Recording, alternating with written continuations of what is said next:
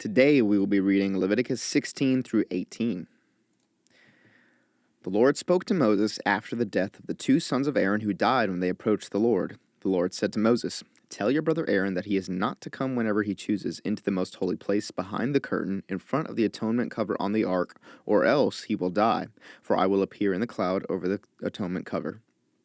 This is how Aaron is to enter the most holy place. He must first bring a young bull for a sin offering and a ram for a burnt offering. He is to put on the sacred linen tunic with linen undergarments next to his body. He is to tie the linen sash around him and put on the linen turban. These are sacred garments, so he must bathe himself with water before he puts them on. From the Israelite community, he is to take 2 male goats for a sin offering and a ram for a burnt offering. Aaron is to offer the bull for his own sin offering to make atonement for himself and his household.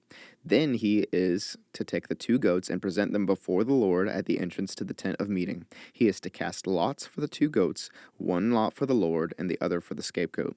Aaron shall bring the goat whose lot falls to the Lord and sacrifice it for a sin offering.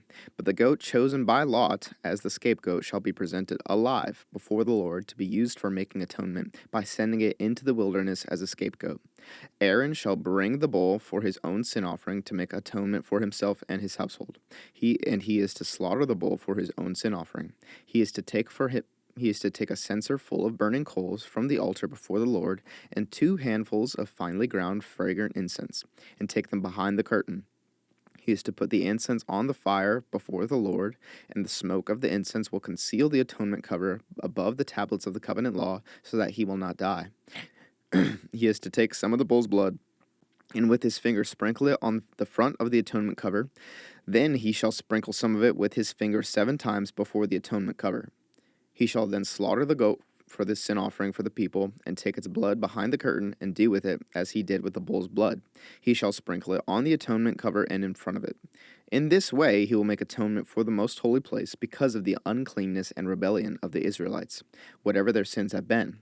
He is to do the same for the tent of meeting, which is among them in the midst of their uncleanness. No one is to be in the tent of meeting from the time Aaron goes in to make atonement in the most holy place until he comes out, having made atonement for himself, this household, and the whole community of Israel. Then he shall come out to the altar, that is, before the Lord, and make atonement for it. He shall take some of the bull's blood and some of the goat's blood, and put it on all the horns of the altar. He shall sprinkle some of the blood on it with his finger 7 times to cleanse it, and to consecrate it from the uncleanness of the Israelites. When Aaron has finished making atonement for the most holy place, the tent of meeting and the altar, he shall bring forward the live goat. He is to lay both hands on the head of the live goat and confess over it all the wickedness and rebellion of the Israelites, all their sins, and put them on the goat's head. He shall send the goat away into the wilderness in the care of someone appointed for the task. The goat will carry on itself all their sins to a remote place, and the man shall release it in the wilderness. Then Aaron is to go into the tent of meeting and take off the linen garments he put on before he entered the most holy place, and he is to leave them there. He shall bathe himself with water in the sanctuary area and put on his regular garments. Then he shall come out and sacrifice the burnt offering for himself and the burnt offering for the people, to make atonement for himself and for the people. He shall also burn the fat of the sin offering on the altar. The man who releases the goat as a scapegoat must wash his clothes and bathe himself with water. Afterward he may come into the camp. The bull and the goat for the sin offerings, whose blood was brought into the most holy place to make atonement, must be taken outside the camp. Their hides, flesh, and intestines are to be burned up.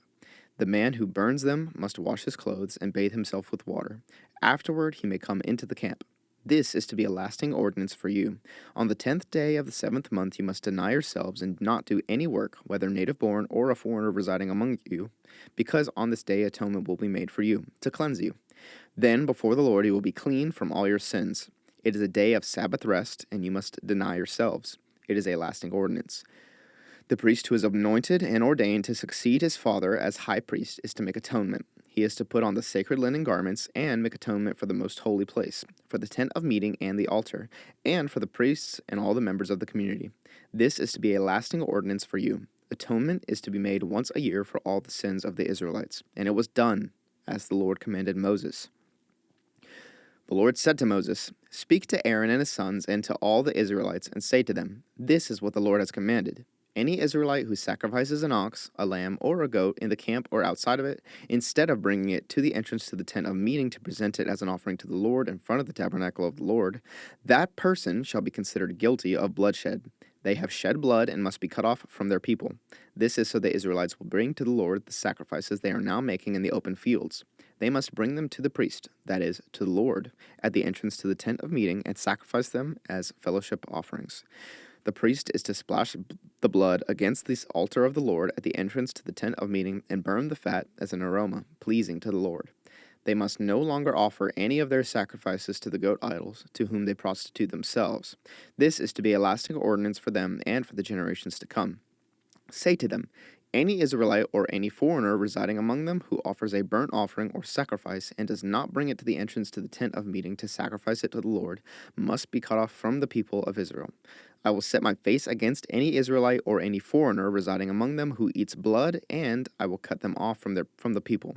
For the life of a creature is in the blood, and I have given it to you to make atonement for yourselves on the altar. It is the blood that makes atonement for one's life. Therefore I say to the Israelites, none of you may eat blood, nor may any foreigner residing among you eat blood. Any Israelite or any foreigner residing among you who hunts any animal or bird that may be eaten must drain out the blood and cover it with earth, because the life of every creature is its blood. That is why I have said to the Israelites, you must not eat the blood of any creature, because the life of every creature is its blood. Anyone who eats it must be cut off. Anyone, whether native-born or foreigner, who eats anything found dead or torn by wild animals must wash their clothes and bathe with water, and they will be ceremonially unclean until evening. Then they will be clean. But if they do not wash their clothes and bathe themselves, they will be held responsible. The Lord said to Moses, speak to the Israelites and say to them, I am the Lord your God. You must not do as they do in Egypt, where you used to live, and you must not do as they do in the land of Canaan, where I am bringing you. Do not follow their practices. You must obey my laws and be careful to follow my decrees. I am the Lord your God. Keep my decrees and laws, for the person who obeys them will live by them. I am the Lord. No one is to approach any close relative to have sexual relations. I am the Lord. Do not dishonor your father by having sexual relations with your mother. She is your mother. Do not have relations with her.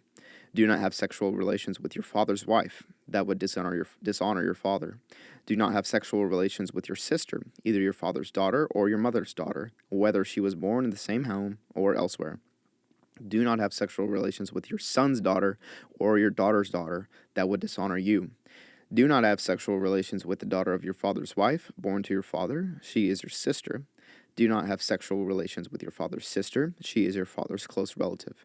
Do not have sexual relations with your mother's sister, because she is your mother's close relative. Do not dishonor your father's brother by approaching his wife to have sexual relations. She is your aunt. Do not have sexual relations with your daughter-in-law. She is your son's wife. Do not have relations with her. Do not have sexual relations with your brother's wife. That would dishonor your brother. Do not have sexual relations with both a woman and her daughter. Do not have sexual relations with either her son's daughter or her daughter's daughter. They are close relatives. That is wickedness. Do not take your wife's sister as a rival wife and have sexual relations with her while your wife is living. Do not approach a woman to have sexual relations during the uncleanness of her monthly period. Do not have sexual relations with your neighbor's wife and defile yourself with her. Do not give any of your children to be sacrificed to Molech, for you must not profane the name of your God. I am the Lord. Do not have sexual relations with a man as one does with a woman. That is detestable. Do not have sexual relations with an animal and defile yourself with it. A woman must not present herself to an animal to have sexual relations with it. That is a perversion. Do not defile yourselves in any of these ways, because this is how the nations that I am going to drive out before you became defiled. Even the land was defiled. So I punished it for its sin, and the land vomited out its inhabitants. But you must keep my decrees and my laws. The native-born and the foreigners residing among you must not do any of these detestable things, for all these things were done by the people who lived in the land before you, and the land became defiled. And if you defile the land, it will vomit you out as it vomited out the nations that were before you. Everyone who does any of these detestable things, such persons must be cut off from their people. Keep my requirements, and do not follow any of the detestable customs that were practiced before you came, and do not defile yourselves with them. I am the Lord your God.